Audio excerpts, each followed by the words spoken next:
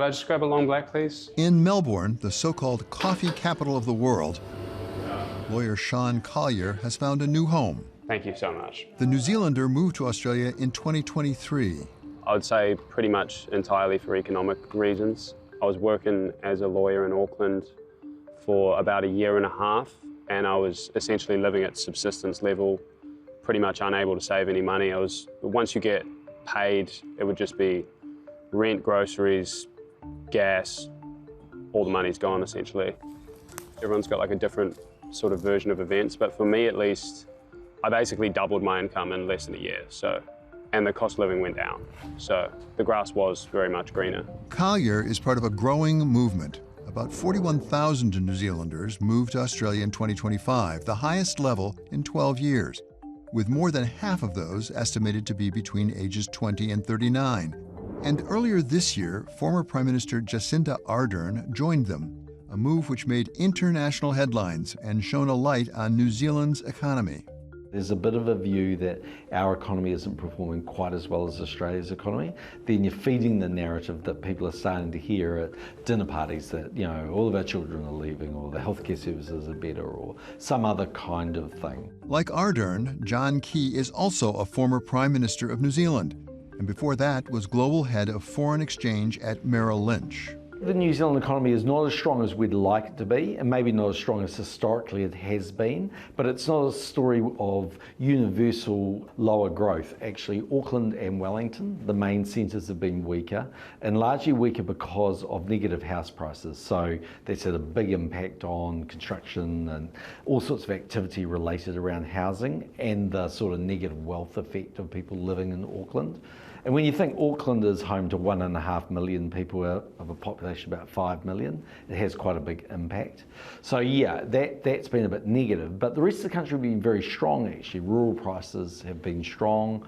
So we're a big food producer, basically started life as Britain's little farm, and we continue to be that. We're very much a strong food producer, so that part of the country's been good. And there's lots of exciting things happening. Well, New Zealanders have always left for Australia. The question is whether they come home. Largely they do, but not always. I mean, if you look at New Zealand, we're a home of, say, 5 million people now. About 500,000, maybe as many as 1 million New Zealanders live in Australia, so it's quite a few. We're a little bit like Canada is to the United States. In the end, the United States is a sort of magnet for talent out of Canada.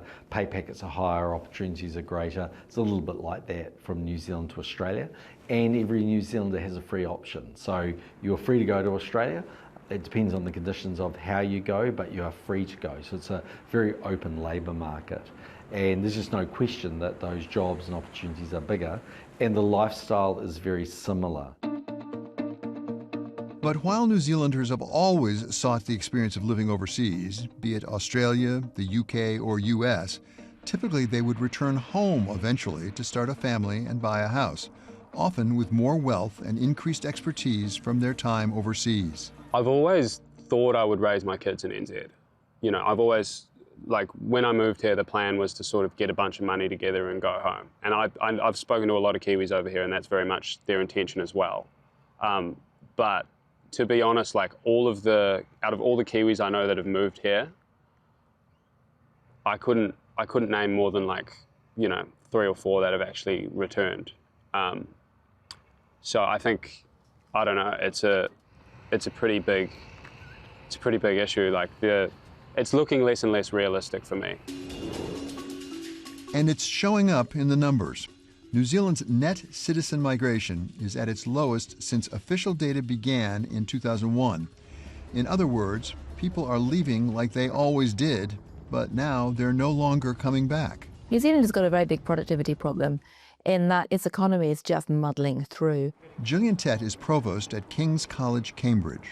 There's a lot of self-inflicted wounds in New Zealand, not least, for example, the NIMBYism that prevents people from building enough houses to ensure that everyone could get access to a house cheaply and easily. So you're creating in New Zealand a real intergenerational inequality problem in that people who are inheriting assets are doing well, others aren't. So New Zealand's got a lot of problems, and that's one reason why you've got New Zealanders leaving at the moment. But in terms of trying to attract smart people and smart talent, that really is the big new game in town. New Zealand's problem is not unique. Poland experienced a brain drain after joining the EU. Ireland did so in the wake of the great financial crisis. And Portugal is the latest in Europe. In all three examples, citizens saw new opportunities for higher pay and better jobs elsewhere. But Tett says the loss of intellectual capital isn't always a bad thing. Is the flow of intellectual capital necessarily a zero-sum game? I saw a recent report that suggested actually both countries could benefit because people, when they go someplace else, maintain relations back with their home country. And there can be a flow of capital, of business across the boundaries. Can it be something that could benefit both countries? One of the biggest mistakes people make is to regard intellectual capital as a zero-sum game and to assume they have to hang on to their brilliant minds at all costs and stop them from going around the world. That was a disastrous mistake because history shows very clearly that to get innovation, you ideally need to have one or two things happening, ideally both at the same time. On the one hand, you need to have clusters of brilliant minds who can bump into each other, ideally from different disciplines, to create that kind of interdisciplinary collisions and creativity. But you also need to have some diversity and serendipity that allows people to bump into entirely different ideas in a way that enables them to be even more creative. But in terms of people moving around and spending stints of research time in different intellectual hubs and environments, it's absolutely crucial if you want to keep ideas flowing for the benefit of everyone and spark new ones. And it makes my blood boil when I see governments trying to shut the doors on people, whether it's the European Union and the UK, which have not yet implemented a youth mobility scheme. That makes my heart break, frankly. The fact that it's become harder to move scientists back and forth across borders, well, not just scientists, but social scientists and humanities scholars as well. But also what America's doing at the moment is not helpful in terms of sparking that extraordinary, if you like, chemical mix of brilliant minds coming together. A healthy flow of intellectual capital may be a good thing for a country, but it needs to flow in both directions. Poland provides tax incentives and other support for citizens to return. Ireland's corporate tax rate attracted foreign direct investment to promote job growth. And Portugal is looking to stem its brain drain by offering tax exemptions for a worker's first decade of employment. As politicians, and I think even as business leaders, we feel unclean about any kind of incentive to do something. And so, for instance, in my day, I put up pretty big incentives for movies to be made.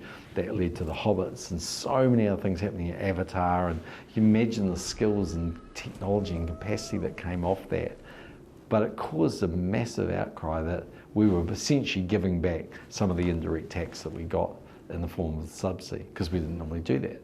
But Ireland's done that. It's been quite prepared to do that. I mean, Israel probably has incentives all over the show, I'm guessing, in the technology space. So I'm not arguing that we need to go back to a sort of stupid world where politicians allocate resources and the wrong outcomes come. I'm just saying, I just wonder whether we let perfection get in the way of the possible. During Key's time in office, HSBC labeled New Zealand a rockstar economy, praised that enhanced its global reputation and helped the country experience positive net migration with Australia for the first time in 24 years. We had political stability. I was starting to go through Australian Prime Ministers pretty rapidly. We'd had one, myself. And by the end of it, that period of 8 years in office, HSBC described us as a rockstar economy. So people started saying, wow, and there really are some great opportunities over in New Zealand. They started coming over. So it's not an impossible thing to get. Sadly, what you see is, in a lot of ways it's a good thing, but we have a very much an integrated economy with Australia. So see closer economic relations as our free trade deal, and it's about the most comprehensive free trade deal you can get. Extremely comprehensive, so goods can travel in either way, there are no conditions. Basically, investment can do the same. So one of the reasons why you see less Australians coming over is their investment comes into New Zealand, but then they stay in Australia and have someone running the operation here, but they domicile the operation in Australia. So look, it's a challenge, there's no question about that. But then you've had isolated parts of the country, like if you look at, say, Queenstown, it's had enormous connectivity with Australia, deemed to be kind of beautiful, the Aspen of the south. It's attracted an enormous number of migrants, both from the United States, United Kingdom, but Australia. And you are seeing positive net migration there. So it's not every place, but it's certainly been hardest felt in Auckland where people have left, I think. New Zealand's government has also introduced a range of measures, including active investor visas for wealthy foreigners and tax incentives for investment. It's not yet driven the sort of economic opportunities to attract Kiwis back home, but for now, Key says New Zealand should lean into what it's known for. It can be a little bit negative, but I don't know, I look at New Zealand and I say, okay, yeah, I understand all that, but we're 5 million people. We really are the last bus stop on the planet, but we're kind of a paradise as well. In a world where there's global insecurity, we seem like a really safe place. We are incredibly beautiful. I mean, there's a lot of things going for New Zealand. So I'm kind of the view to say, yeah, we need to acknowledge that the economy needs to be a bit stronger and create more opportunities, but let's not sort of panic that all is not fixable, at least in New Zealand, because I actually believe it is. In terms of actually fixing these problems, I think, yeah, like in a nutshell, we need to be looking at things that will actually attract young people back to the country. I think so many people have left now, it's not going to be good enough to just stop them leaving. We actually need to look at things that will bring people back. And for my generation, like the main problems are housing, like being able to afford property, being able to have kids, job stability. You know, AI's ruining job stability for a lot of people. So I think our government should be looking at ways to sort of guarantee that if you work hard in New Zealand, you'll actually be able to have a good quality of life, which is not the current situation over there.